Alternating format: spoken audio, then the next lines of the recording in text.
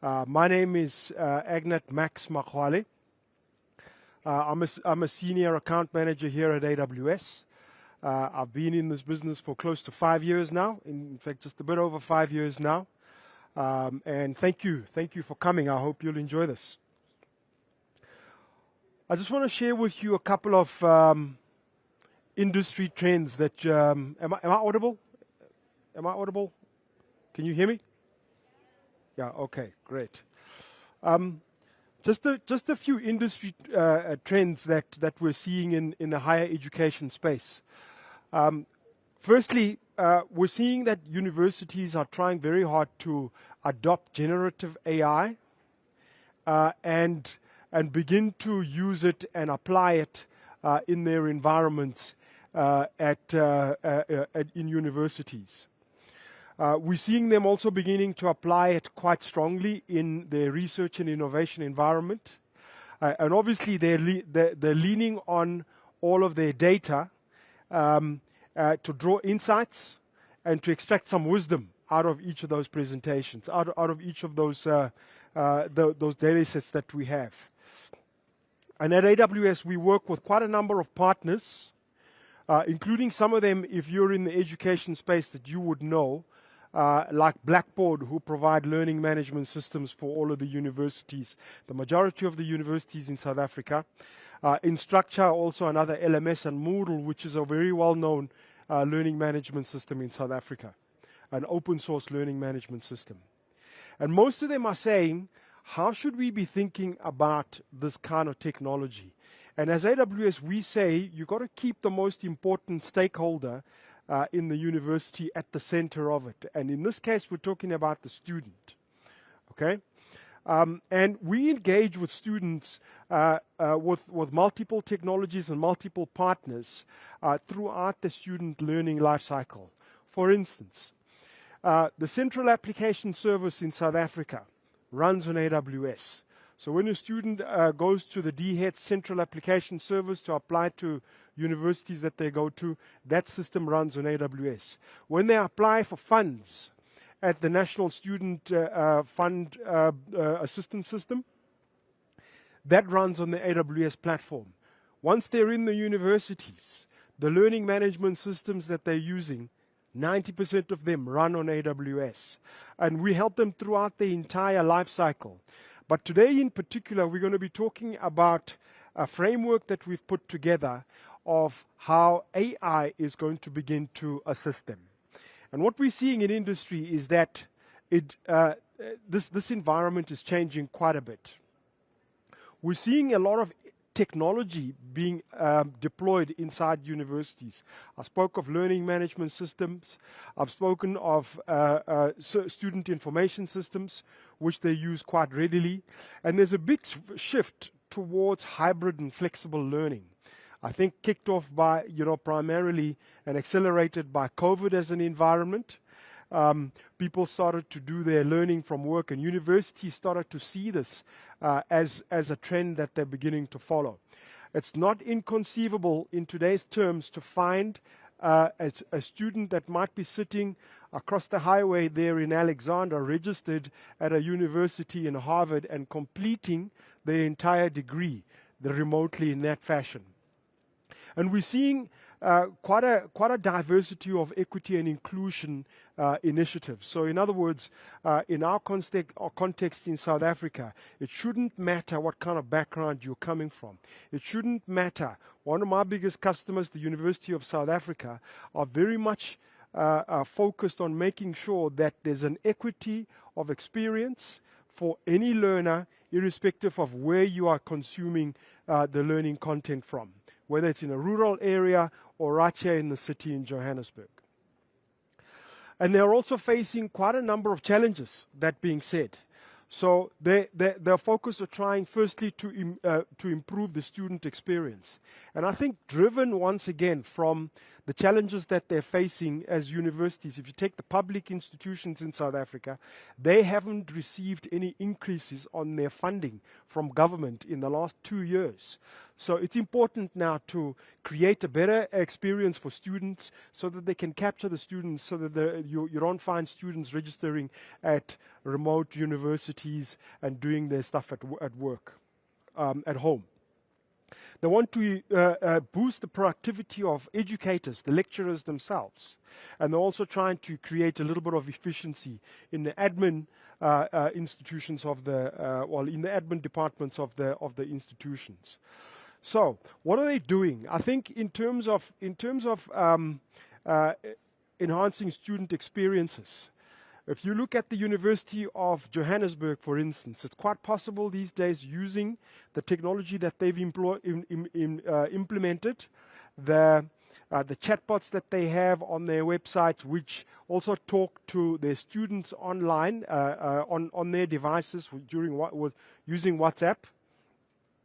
It's quite possible for a student to complete their entire registration process using WhatsApp, communicating with the university, and that runs on the AWS platform at the moment. They're asking for virtual assistants. We have a university in the US that have put Alexa devices all over the campus to give the students the ability to go and talk to the Alexa and say, "Hey Alexa, can you tell me when my next class is?" and immediately get an answer. So they're looking at virtual assistants in that way. And personalized learning is quite an important aspect for it. Lecturers themselves are saying, we need to be able to deliver and prepare our lectures much quicker. We need to get proper summarizations from the lectures that have been delivered so that we can begin to improve on the type of information that we're delivering to students. And we're also looking at getting insights from those interactions, from the lecturer side, the student side, as well as from an admin perspective. Get the analytics and get the insights that we need out of that. So, and we're hearing quite often that from universities and leaders that they're looking at analytics as a way to enable the lecturer to improve on what they're doing. I think in this day and age of generative AI, we can easily say that the lecture, as we've known it for many, many years, is beginning to change. And today's student doesn't actually enjoy to sit in a one-way type communication and just receive information. They want things to be personalized, they want it to be relevant to them, and they want it to be much more engaging. So this old framework is beginning to disappear, of the lecturer standing in front of the class, delivering content without any engagement from students. So at AWS, we've prepared and developed this AI for teaching and learning framework. And it provides some of those frameworks that I'm going to dive into a little bit just now. So if you look at it from the position of the educator themselves, we want to help them, firstly, to prepare for the lectures that they're going to deliver. Help them in the delivery of that lecture. So in class, we are going to apply some technologies that will help them to do that. And help them to analyze what they've done so that they can find a way to improve it on a consistent basis, getting the feedback and the analytics that they need to get from there. So essentially, once again, you'll see that it has the various stakeholders at the center of it, the educators, the student, as I mentioned in particular, to help them engage prior to the lecture, during the lecture, and after the lecture.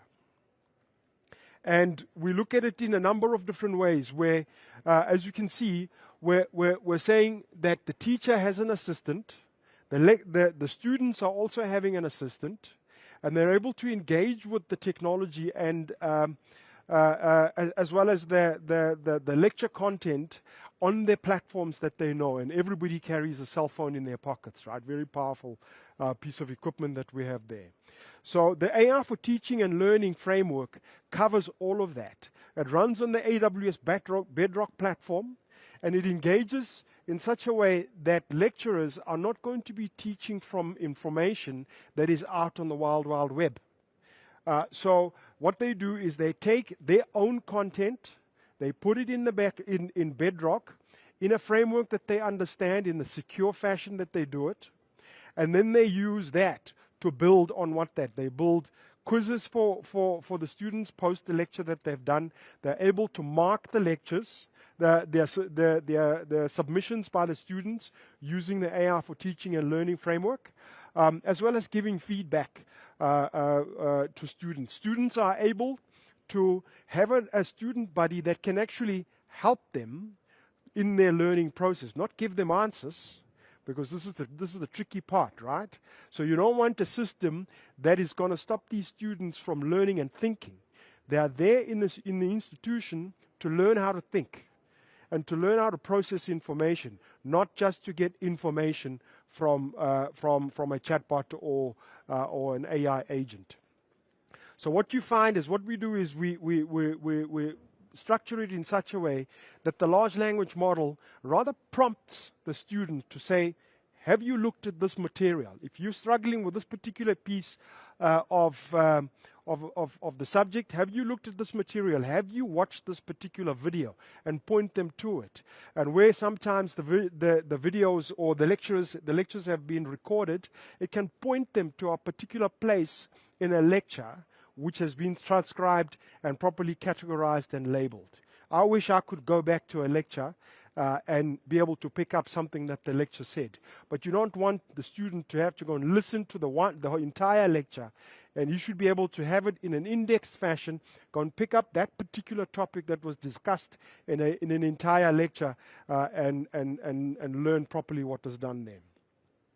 So we've got a couple of accelerators that we've done. So one, I spoke about the assessments that the teachers are able to deliver, and we've created an assessment framework, which, if you think about it, not every test is going to be a multiple choice type of test. You're going to have some of them which are going to be rubric based. So this framework allows the lecturer to also create a rubric-based assessment system and also create a rubric-based marking system, so that once the essay or whatever it is that has been submitted by the student, the system can also assist the lecturer to do it.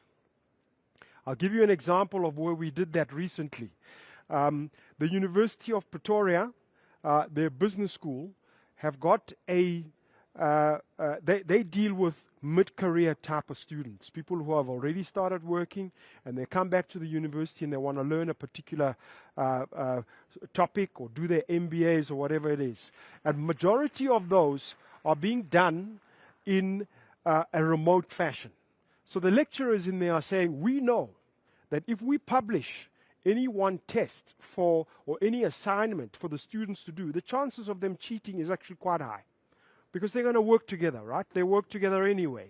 So why don't we create a way that we can generate a unique assignment for each one of those students on the same topic? So make it a scenario. And quite often you take it as that they'll give you a scenario and you have to analyze it to get to the answer you want. So if we've all got the same scenario, the chances of us answering it in the same way is quite high. So the lecturers, what they do is they use the system, the AI for Teaching and Learning framework, to create unique scenarios for 100 students at the same time. When it's submitted, they receive it, and they use a rubric to make sure that each of those answers, as different as they all will be, can be marked to say it's covered the topics that we're being trained on. And that was the assessment module that I spoke about. So it validates competency on acquisition. It improves competency levels for students. And it personalizes each one of the interactions that they have. And it gives analytics, obviously, to the lecturer on specific areas that they may not have picked up properly and learn on that. Lots of time saved for the educators. Every single time I talk to a lecturer, they say, we need this and we need this now. teacher assistant, very similar, but this one focuses particularly on making sure that the teacher uses the vetted content that they have. So it's not going to pick up information from the internet to create any lecture preparations that they might need. So it frees up the lecturer to focusing particularly on creating an engaging lecture for students and making sure that the learning experience is much better. Okay, so we had a customer, we had a partner, in fact, who was supposed to join us from Nigeria, and unfortunately, because of visa issues, he's not going to be able to make it. But I want you to join me to welcome my colleague Kanye. Kanye worked fairly closely with FlexiSAF, and she's going to share with you their journey. Please. Good afternoon, everyone. My name is Kanyisile Nopula. I'm a public sector solutions architect here at AWS. I have been building with AWS for the past 8 years, 5 months, and 16 days, with a history in support engineering, cloud support engineering. So I'm here to tell the FlexiSAF story. And unfortunately, our customer could not make it. I'm hoping that I'll do justice to tell how they're actually using personalized learning in sub-Saharan Africa and Nigeria.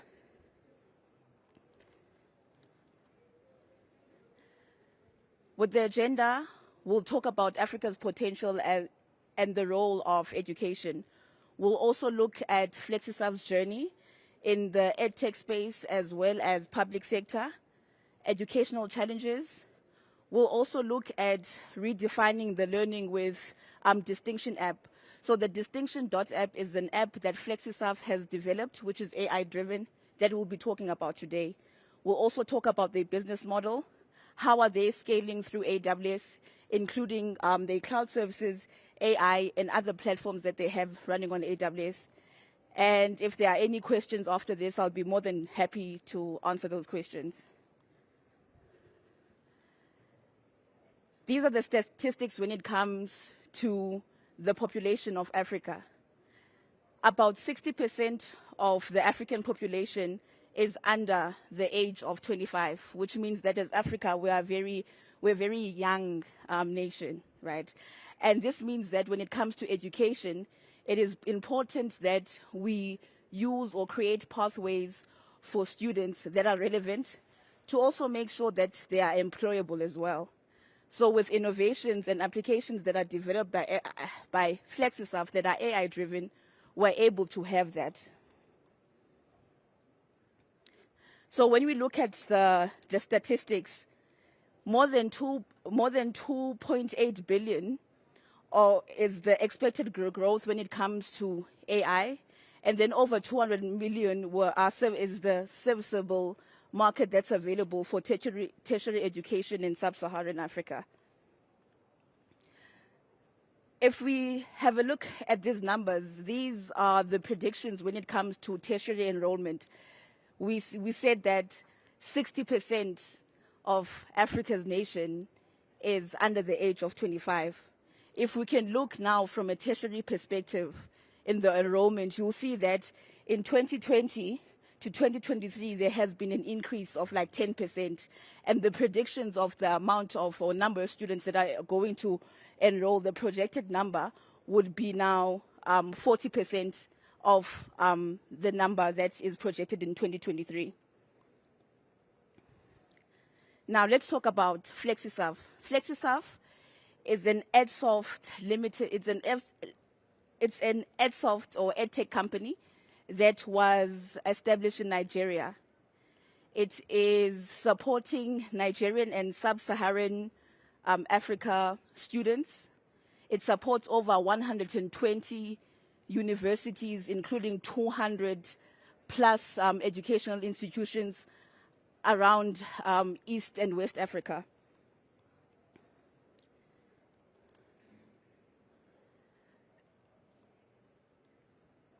There's also the strategic team when it comes to FlexiSurf. One of the shareholders, which is Mr. Toby Davis and Mr. A. Marutz, are one of the people who are part of the FlexiSurf shareholders. FlexiSurf has developed a verification system for Nigeria that is able to verify students and be able to maintain accurate records when it comes to students across Nigeria. And in Nigeria, there's over 200 universities and higher learning institutions. So just imagine like having to create a platform of that scale.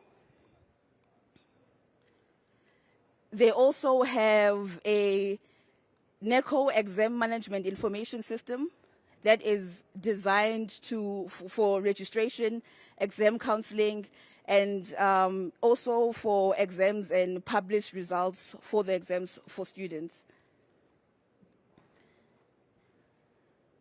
So some of these stats, unfortunately, this was supposed to be my customer's presentation, and I won't be able to do any justice when it comes to the other statistics. But what I'll do is that I will go straight to the application that they have built on AWS. Okay, I'm not sure if this is able to play. So this is the distinction app that is designed by FlexiSurf. With distinction, creating a complete course And takes this just is minutes. a personalized learning application that's AI-driven.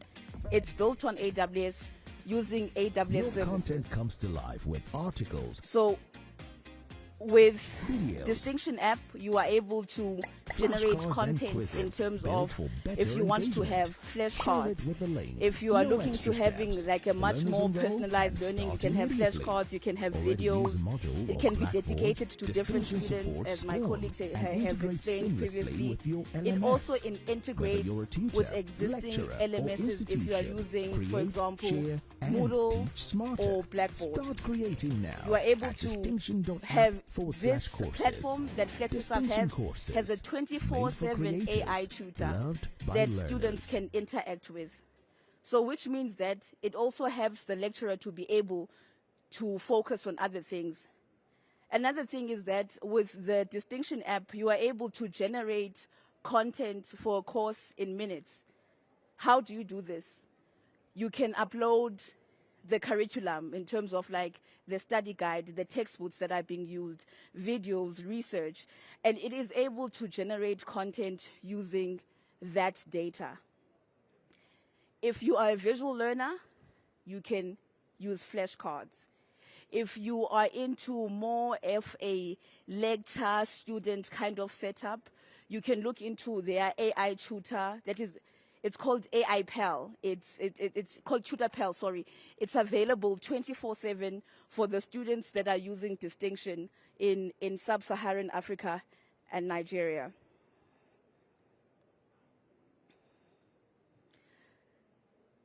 These are some of the challenges that FlexiSurf has found and built this solution around these challenges.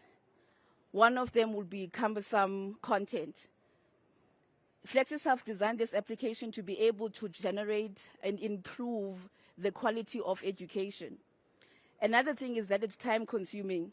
Imagine you're a lecturer and you're not just lecturing one course. Maybe you have an engineering course that you're doing mathematics here, and on another course you're doing technical drawing, for example. So finding the time to be able to generate content, assignments, assessments can be time consuming. But on distinction.app, you are able to upload that content and be able to, as a lecturer, interact with the system to be able to create questions. For example, if you want to cover chapter 1 to 5, for example, and you're saying, okay, on chapter 1 to 5, I want 10 questions. And out of these 10 questions, I want some of the questions to be more of a practical or theoretical type of questions. Then it is able to do that. Another thing is the lack of personalized learning. As we know, people learn differently. I struggle with having to read a book sometimes and sit for long hours. But when I have visuals and hands-on learning, I find that information sticks, right? So on the platform itself, you are able, if you want to have a video that's telling you about, let's say, what the chapter that has been covered, you are able to do that. If you want to have a quiz, you are able, a quiz in form of flashcards, you are able to have flashcards as well. There's also a need or a drive for gamification and virtual realities, which is another interesting way for students to learn as well. And there's also limited access when it comes to digital content. And that's another thing that we've noticed when it comes to education, is that there's a need for equality and inclusion. And with platforms like these, right, which means that if I have the prescribed textbook, I have the study guides, the research, and everything that's needed for that course. A student that does not have money to buy the textbook, that doesn't necessarily have a certain gadget to be able to money to buy the textbook or buy a fancy system or laptop, they're able to actually access this information through the app. And this means that less students will drop out, right? Because one of the things that makes students drop out is that some of them can't afford textbooks. It's not a thing where someone decides, okay, I'm dropping out because, no, sometimes, and most of the times, it's money. And with platforms like this, where equity and inclusion is one of the things that it helps us with, then it means that as a nation, especially that we know that 60% of us as a young nation, skills will come from Africa.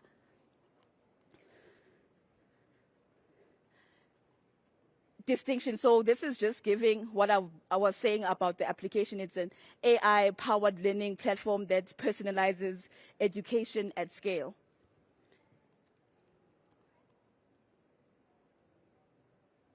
So this is one of the demos on generating any course. So you are able to actually create a course as well.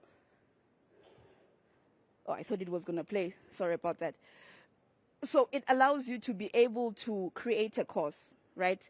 You can have notes, you can create videos, you can have flashcards, you can have quizzes, you can have like a more gamified approach when it comes to assessments as well.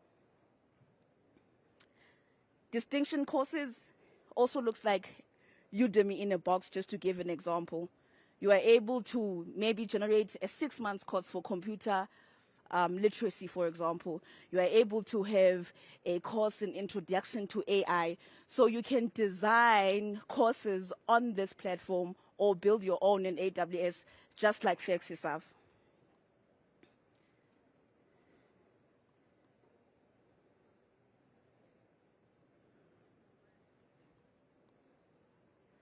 With the platform, you are actually able to build a course in minutes. If you have the raw data, you are able to upload it, and based on the prompts that you would input, it is able to generate an entire course in minutes.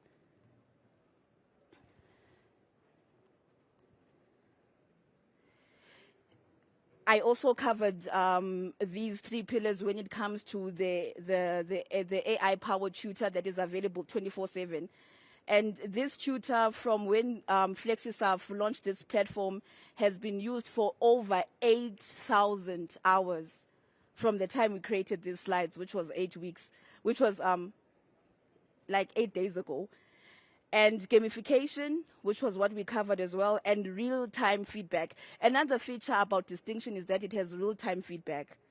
What's good is that from a lecturer's perspective, you are able to see, okay, how are my students interacting with the material that I am serving to them, right? And this allows you to make changes, right? And make sure that now you fine-tune the platform for the student or for a more personalized experience. Because these were the statistics that I was talking about. This application that was launched a few months ago has over 100,000 students that are using it around Africa. It has answered over 5.8 million questions, so you can imagine the number of tokens that is. It is used around 260 universities around Nigeria and sub-Saharan Africa. And of course, the hours that it has been running from the time these slides were created. FlexiServe's business model, they are a SaaS and cloud-first, secure and accessible. They are running purely on AWS. They are AWS customer and an AWS partner. And they try to also optimize costs for the students in terms of the amount of money they paid, $2 a month for a number of couple of tokens, which means that it also covers affordability. It is able to do, the third one is predictable recurring revenue for bulk licensing. So we'll talk about innovating and scaling with AWS, and they have the entire platform running on AWS. They have their web tier, data tier, logic tier, and even an AI tier or layer that is powered by Amazon Bedrock. So when FlexiServe came with this wonderful platform, this is actually how on high level, how their architecture looks like. And this was the application that I was talking about that is able to do all of these things, and it's powered by Amazon Bedrock. FlexiServe, when we were building this platform, at first we were trying to figure out which is the best foundation model that is able to give them the result that they want. And I think for about a month or 2 months, we were testing different foundation models to see the best one that can give them the best results. And we found that Amazon Nova, which is AWS's own foundation model, and Amazon Titan were actually the best foundation models for their use case and their application.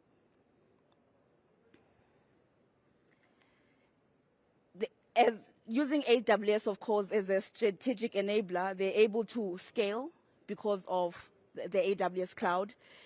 They're able to do that securely. There's something called the shared responsibility model, and as AWS, we are responsible for securing the cloud. And then in terms of like what's next, they're still improving the platform. They're also looking into agents, Q&A agents, and in-depth personalization to cater for people with special needs or maybe that are also part of the spectrum. And the following people are the AWS team that has been supporting FlexiServe through their journey. Evelyn Sidibe is the partner sales manager at AWS, and Samuel Njeka is the partner sales manager and account manager for FlexiServe. And myself, I am the solutions architect for FlexiServe, and we also have a partner account manager, Chidukwi Obi, who has been helping FlexiServe throughout this journey. The next steps, of course, this would have been amazing if Faiz was here to do a presentation on how you can explore, pilot, and deploy on AWS. If you want to learn more about AI, ML, you can go into our Builder Center. There's also Skills Builder. So Skills Builder is our learning platform that has over 600 free courses. And if you are looking to dive deep into different concepts, it allows you to have a subscription with a administrative benefit as well. And thank you very much, everyone, for your time. I'll come to you. Yes.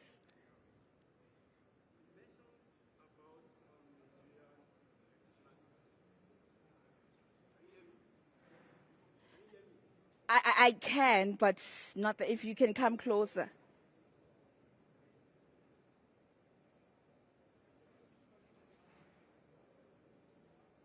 You mentioned something about Nigeria educational system. So I want to ask, how can AWS be effective in Nigerian computer-based tests? Because there are a lot of scenarios whereby most local exams taken in Nigeria, they are still pencil paper. Okay. Like, yeah, they are not computerized. Okay. So how can AWS be effective in computer-based tests? And NECO, you mentioned NECO. Yes, yes. NECO is a local exam. in Yeah. Nigeria. Yeah. It's not in Western. Yeah, yeah. It's just like, yeah, within Nigeria. Yeah. Like West African and Yeah. West African. But NECO is just within Nigeria. Yeah. Where it's taken all over the state. Yes. And how can AWS make an effective impact, making NECO to be a computer-based test, not a test paper exam? I think that question would have been, if how can we, right? The reason AWS we have solutions, like for example, intelligent document processing where we can move over, digitalize everything, or have a platform like FlexiServe that you can use. But then it's actually coming back to saying, okay, this is the use case that I have, and these are the stakeholders. Can we have a conversation with AWS so we can unpack this? And this is something that we can definitely arrange. Are you looking, is there something that you are trying to solve right now?